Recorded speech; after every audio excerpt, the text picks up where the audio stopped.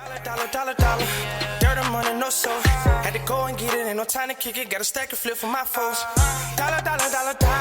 Please tell me you can hear me. Don't turn your back and don't neglect me. Just let me know if you need me.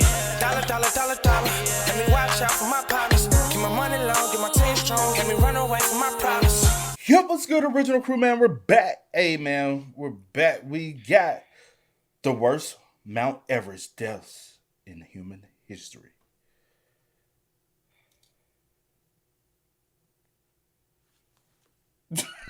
Why you slouch like that?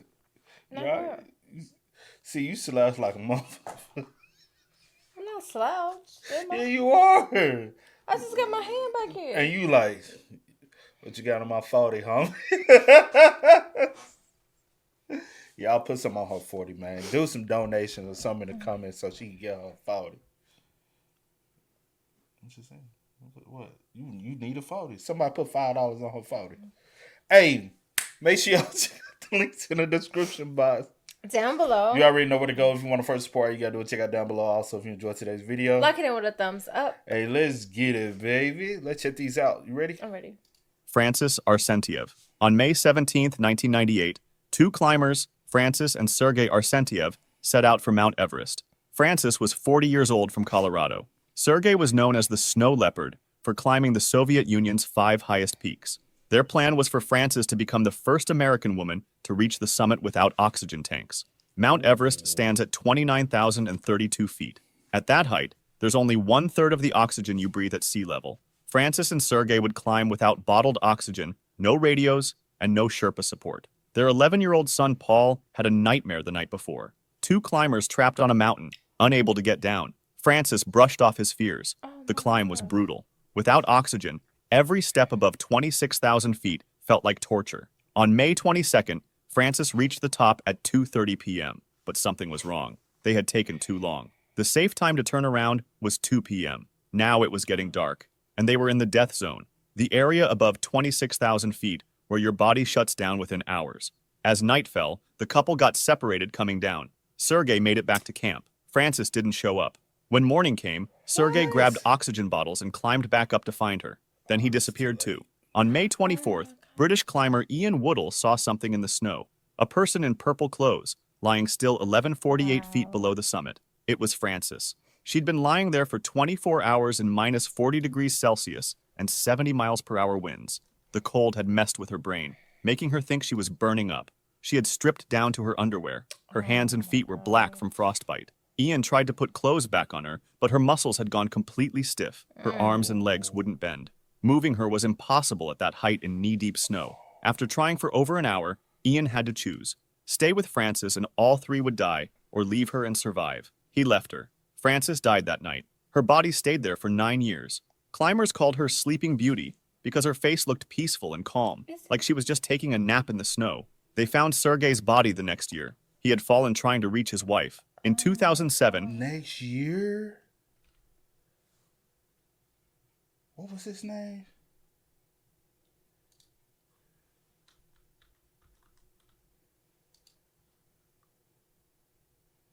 Yo, I was speechless. Yo. It's never that, man. Oh my goodness, it is devastating. Okay. I don't think it's ever that serious. Is that her? Found Sergei's body the next year. He had fallen trying to reach his wife. In 2007, Ian came back and moved her body away from the climbing route, wrapping her in an American flag. David Sharp. On May 13th, 2006, David Sharp, a 34-year-old British climber... What year was this? This year? I'm saying this year. Oh, sorry. You still flabbergasted off this one. I'm just... Oh, it took him Cause almost I'm 10 years to go. And so I'm assuming he was... No, he just placed a flag over her. Moved her and placed the flag over. Oh, even they can't bring him down anyway. But he just moved her to, I guess, like maybe a little off to the side, a little bit more. On May 13th, 2006, David Sharp, a 34-year-old British climber, set out alone for Mount Everest. Sharp was an experienced climber who had already done Kilimanjaro, Elbrus, and Cho Oyu. He was trying to reach the top without oxygen tanks, carrying only 2 bottles for emergencies. He had no radio, no Sherpa guide, and no team watching him. This was Sharp's 3rd try at Everest. In 2003, he turned back because of frostbite. In 2004, he came within 1148 feet of the top before giving up. This time, he was going to make it. On May 14th, several climbing groups saw Sharp at different spots along the route. Nobody knows if he reached the top. What we know is that on his way down, he took shelter in Green Boots Cave, a rocky spot at 27,890 feet, where another climber's body had been lying since 1996. Sharp was freezing and exhausted. He sat with his arms wrapped around his knees, icicles hanging from his eyelashes. The temperature was minus 20 degrees Celsius, and he had been without oxygen for hours. Then the other climbers started walking past him. Turkish climbers were the first to find Sharp early on May 15th. He was alive, but barely awake. They gave him oxygen and tried to help, but he was too weak to move. They kept going down. Later that morning, New Zealand climber Mark Inglis spotted Sharp in the cave. Inglis offered oxygen. Sharp said no. Inglis kept going to the top. All day long, 36 more climbers walked past Sharp on their way up or down the mountain. Some tried to give him medicine. Others. I wonder, because it makes them so delirious that he's refusing stuff that he knows. If he was in his right mind, he knew, hey, I need this. But because of the shock, you like, no, you know? Tried to get him to stand up. Most just walked by, thinking he was already dead. By afternoon, Lebanese climber Maxim Chaya found Sharp with his face turned black from frostbite. Chaya stayed with him until he had to leave to save himself. Sharp died on May 15, 2006. Over 40 climbers had seen him dying. His body stayed in Green Boots Cave. The whole thing made people around the world angry about how climbers act on Everest. Even Sir Edmund Hillary, the first person to climb Everest in 1953, said the climbers who left Sharp were wrong. Perhaps the hardest part of Sharp's death is that so many saw the danger and walked by. And in our own lives, we often ignore risks too, like our personal data being exposed online. I realized this. Boy, That's sad, though, man. Boy, what you said. So many people. RP to all these fallen people. And I ain't gonna hold you. Knowing that so many people have died and their bodies are still there, that just will prevent me from even wanting to go. Like, even if I, you know what I'm saying? What about you?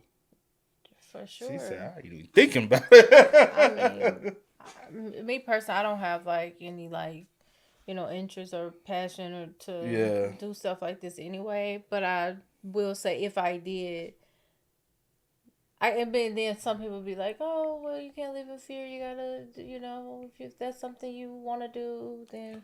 But me personally, like, yeah, just with all the sad stories that we hear, that'll just discourage me. Just that alone from going, just the what ifs and stuff like that. But I mean, everyone is different. So, like somebody said, like, this takes too much time of training. Yeah. It's too expensive, too risky for you to want to put your life up. It's for a big result of them to die. Now, I will say the ones like maybe like in the beginning, like year, like the first ones to, like people that come, okay, maybe not so much, I guess, you just kind of like, okay, this is something you try, but then kind of learn from other people, like, and I guess it's also for some people, it's kind of like, but so many people have succeeded in doing it. But so many people have died too. And I guess that's the risk that you take. And I wouldn't want to pay for my own death. But I'm not a risk taker though. So, with certain things, depending on what it is. That's what I was going to say. Depending on what it is. So I'm not that type of risk taker. Yeah. But I mean, if that's something that you want to do, I mean. I don't think it's worth it. I do it. Me personally, I don't think it's worth it either. I wouldn't do it, but to each his own. On October 1st, 1979, Hannelore Schmatz and her husband Gerhard went to climb Mount Everest as part of a German group. Hannelore was 39 years old and had climbed big mountains around the world with her husband. They both wanted to reach the top. Gerhard made it to the top on October 1st and got back down safely. He told Hannelore that the weather was getting bad and she should wait, but Hannelore said no. On October 2nd, Hannelore started climbing to the top with American climber Ray Genet and several Sherpas. The weather was terrible. Wind was blowing hard, Snow was falling, and it was minus 30 degrees Celsius, but Hannelore kept going. At 1:30 p.m., she reached the top of Mount Everest. She made it, but now she had to get back down. Going down was horrible. Hannelore and Ray were moving too slow. They were tired and running out of oxygen. It was getting dark, and they were still in the death zone above 26,000 feet, where your body dies within hours. The Sherpa guides told them to keep moving. Stopping meant death. But Hannelore and Ray were too weak. They decided to spend the night at 28,000 feet, Never. completely out in the freezing wind and cold. Sungdare. You know how cold it is? Also, the lack of oxygen. And like they said, keep moving. Yeah. Y'all like, oh, we just want to stop and get some rest. That's the sign of death. Yeah. That is 100% your sign of death. They said the descent is even worse than what video we do the time? We can do a couple videos. Well, we have done it, yeah, like it's even worse. Like going up, a lot of people make it up. Yeah. But it's the coming back down part. But when you want to stop and go to sleep, that's death. And the night at 28,000 feet, completely out in the freezing wind and cold. Sungdare Sherpa, one of their guides, stayed with them. By morning, Ray was dead. The cold had killed him during the night. Hannelore was barely alive. With Sundar's help, she tried to walk down. They made it just 330 feet before she fell down, only 328 feet above the safety of Camp 4. Her last words were asking for water before she died. Sungdare had to leave her body and keep going down alone. He lived, but lost most of his fingers and toes to frostbite. Hannelore's body stayed right where she fell. For years, she became a landmark on the climbing route. Climbers said she sat upright against her backpack, her eyes open, her hair blowing in the wind. She looked like a ghost watching everyone who walked by. In 1984, a big storm finally blew her body away, carrying her down the mountain where she disappeared forever. Hannelore Schmatz became the first woman to die on Mount Everest. Rob Hall. Oh, she was the first? First woman. Oh, what was Ray's name? You remember? I don't remember. I think, was it just Ray? Did he say her last name? I don't think he said the last name. But that's her. That's scary, bro. Is that her? Yeah, sitting upright. Yeah, that's her.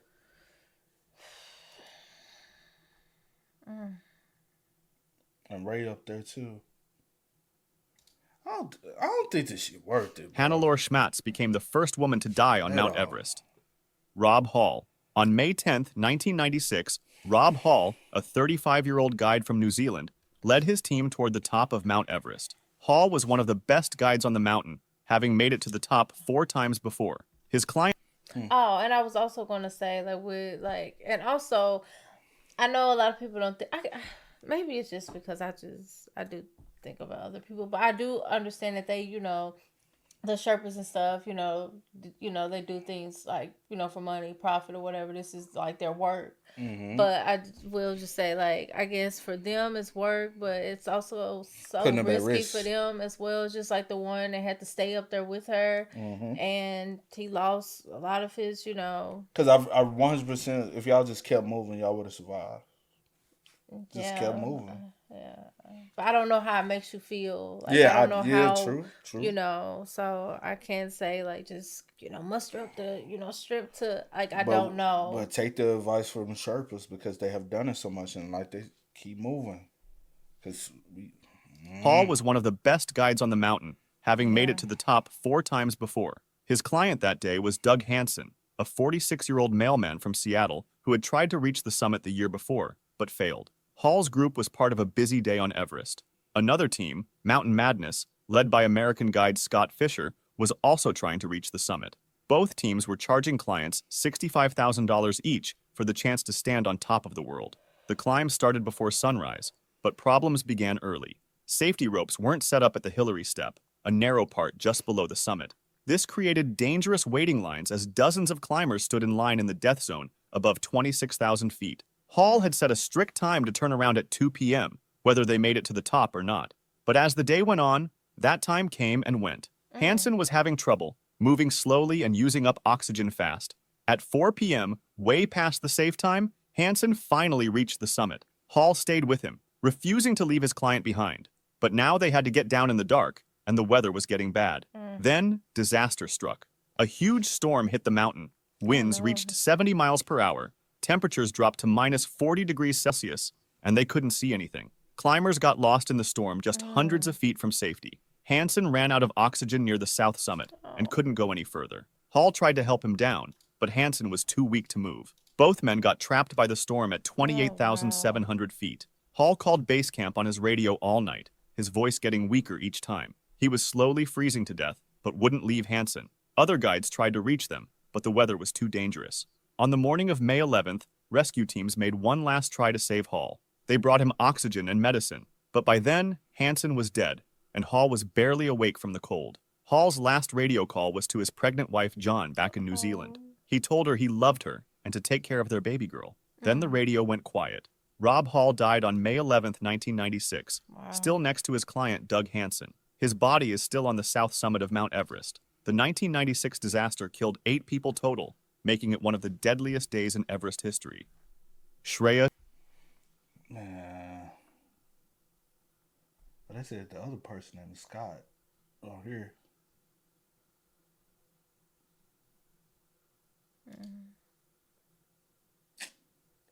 It's not worth it. I know I'll keep repeating it.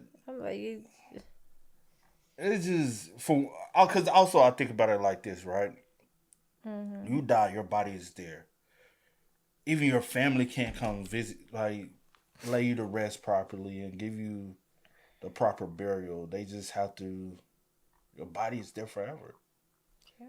So one day either global warming and it melts away, or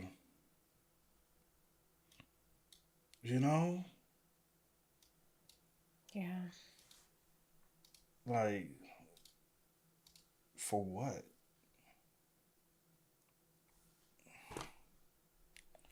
Shah Chlorfine. On May 19th, 2012, Shreya Shah Chlorfine, a 33-year-old from Toronto, went to climb Mount Everest. Shreya was born in Nepal and grew up in India before moving to Canada with her husband. Climbing Everest had been her dream since she was 9 years old, when she flew over it in a helicopter with her parents. Shreya had spent $100,000 on this trip, borrowing money against her house to pay for it. She trained by running up hills near her home while carrying a heavy backpack and rock climbing to get ready. But there were warning signs. Shreya was behind in her training, and people warned she might not make it. Her husband Bruce said she never told him about these worries. On May 18th, Shreya left Camp 4, the last camp before trying for the top.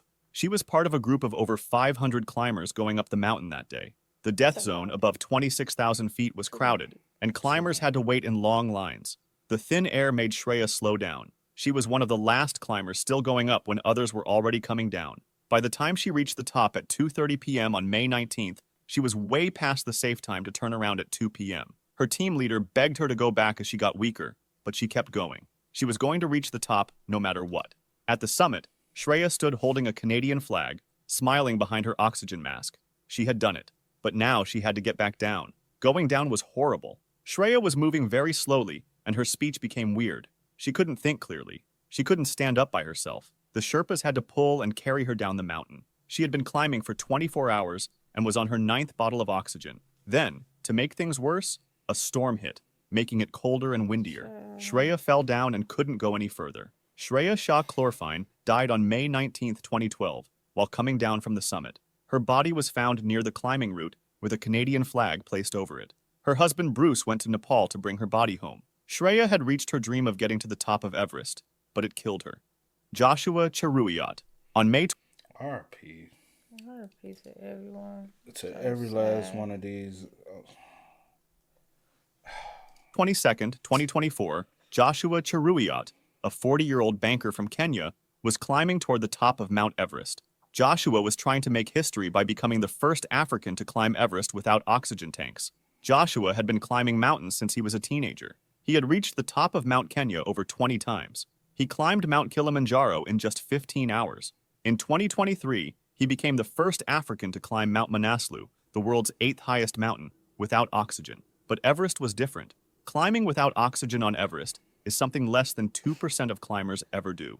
At heights above 26,000 feet, the air is so thin that most people need bottled oxygen just to stay alive. Joshua knew the risks. His Sherpa guide, Nawang, carried an emergency oxygen bottle, but Joshua had clear rules about when to use it, only if he passed out or the weather got too bad. On May 22nd, Joshua and Nawang left Camp 4 at 26,000 feet for their final push to the summit. The climb was hard. Every step without oxygen felt awful, but Joshua kept going. As they got higher, something went wrong. At Bishop Rock, just 160 feet below the summit, Joshua started acting weird. He was confused and wouldn't listen to Nawang. When Nawang tried to give him the emergency oxygen, Joshua said no. Joshua was so close to making history, just 160 feet from becoming the first African to reach the top of Everest without oxygen, but his body was shutting down from the thin air. Back at base camp, they lost radio contact with Joshua and Nawang. The last message was hard to understand, but it sounded like they were in trouble. Rescue teams looked for days, but couldn't find them in the bad weather. Finally, they found Joshua's body in a crack in the ice, just 160 feet below the summit. He had died trying to reach the summit. Nawang was never found. He disappeared trying to help Joshua. Joshua Cheruyot died on May 22nd, 2024. His family decided not to bring his body down and left Joshua to rest in the mountains where he belonged. Scott Fisher. Recent. Oh, this is a recent one. My goodness. And now the Sherpa. Man, and that's another thing. Y'all put so because y'all refuse to listen. These people are the ones that are experienced with doing this. Listen, like if you're gonna do it, listen. You know. Cause it's not just about you. Like I know you want, oh, I want to be the first. I have this goal, but think about other people. Okay. On May 10th, 1996, Scott Fisher, a 40-year-old American guide, led his team toward the top of Mount Everest. He had climbed some of the world's biggest mountains without oxygen. That day, Fisher's team... Ain't this the one went up with Rob? Yeah. Oh, so they both... Damn. He was trying to get to the top at the same time as another group led by Rob Hall from New Zealand. Both teams were going up on the same day, making dangerous crowds near the summit. The climb started before sunrise, but problems began early. There were long waits at the Hillary Step, a narrow part just below the summit. Climbers stood in lines in the death zone above 26,000 feet, using up oxygen and getting tired. Fisher had been feeling sick for days before trying for the summit. He was tired from helping other climbers who had gotten into trouble lower on the mountain, but he kept going because his clients needed him. By the time Fisher's team reached the top around 4 p.m., they were too late. The safe time to turn around was 2 p.m. Now they had to get down in the afternoon, when the weather often gets bad. As they started going down, Fisher got sicker. The thin air was making him confused and weak, but he wouldn't leave his clients. He told his Sherpa guide to lead the clients down, while he came behind. Then the storm hit. Winds reached 70 miles per hour, and it got down to minus 40 degrees Celsius. They couldn't see anything. Climbers got lost just hundreds of feet from safety. Fisher fell further and further behind. The thin air was shutting down his body. Near the Hillary Step, he told his team to keep going down without him. He couldn't make it any further. His Sherpa tried to help Fisher, but the storm was too dangerous. He had to choose between saving the clients or staying with Fisher. He left Fisher behind. When rescue teams found Fisher the next day, he was dead. His oxygen mask was around his face, but the bottle was empty. His hands were bare, and his jacket was unzipped as the cold had messed with his brain, making him think he was too hot. Scott Fisher died on May 11th, 1996. His body was moved away from the main climbing route, but it is still on Mount Everest. If you enjoyed this video, subscribe for similar ones. You know what blows me? They always, when they be like, they move the bodies. Yeah. But still leave them up there. I'm like, why not just over time, like bring them down step by step by step? I wonder if, well, I don't know. I don't know if it'll be like, are they like heavy, like trying to like climb down a mountain? Or would it take like, I guess maybe multiple people? Yeah. I don't know. I don't know what they... I guess so, yeah, because the other guy, he came in. 10 years got his later. Wife. Oh, you talking about that guy came and got his wife. But then somebody else came 10 years later and moved somebody. So, I don't know. Yeah, I don't know. But rest in peace to every single person mentioned. Yeah. In each one of these. So tragic. Facts. Y'all spam us up, man. Let us know y'all thoughts in the comments for us down below. But until next time, y'all know how it go, man. I do go by the name DJ New Kid. This is Sierra Nicole. We are. Kid and C. We are. Ain't no time to kick it, got a stack of flip for my foes. Dollar, dollar, dollar, dollar. Please tell me you can hear me. Don't turn your back and don't neglect me. Just let me know if you need me. Dollar, dollar, dollar, dollar. Let me watch out for my partners. Keep my money long, get my team strong. Let me run away